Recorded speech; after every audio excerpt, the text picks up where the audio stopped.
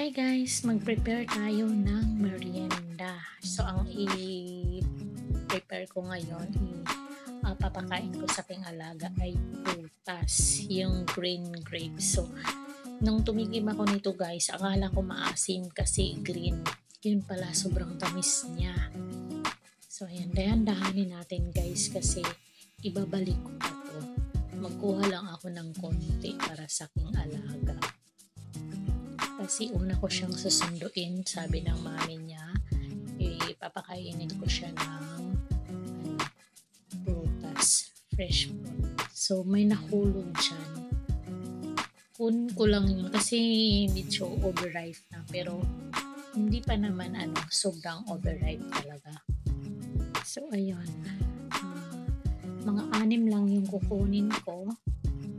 Tapos, ibabalik natin kasi yung mga kapatid niya mamaya ko hahandaan kasi paghandaan ko sila hindi yan kainin doon sa car yung alaga ko ako magsusundo kaya mapipilitan siyang kumakakain ito kasi susubuan ko.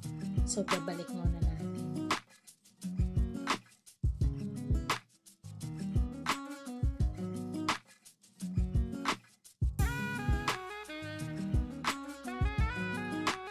So yan, nalinis ko na yung ating grapes or 7 pala yan, akala ko 6.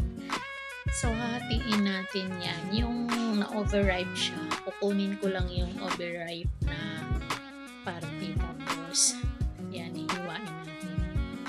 Kasi matamis to, hindi naman yan sira. Yan, hiwain ko ng maliit. Yan yung ipanagit na ko sa aking alaga. Tapos naubos na yan. Sabi ko, di ba nag-ano ka diet, kailangan kumain ka ng fresh fruit, mga healthy food. Naniwala naman siya yan, naubos niya pero sinubuan ko para maubos niya talaga.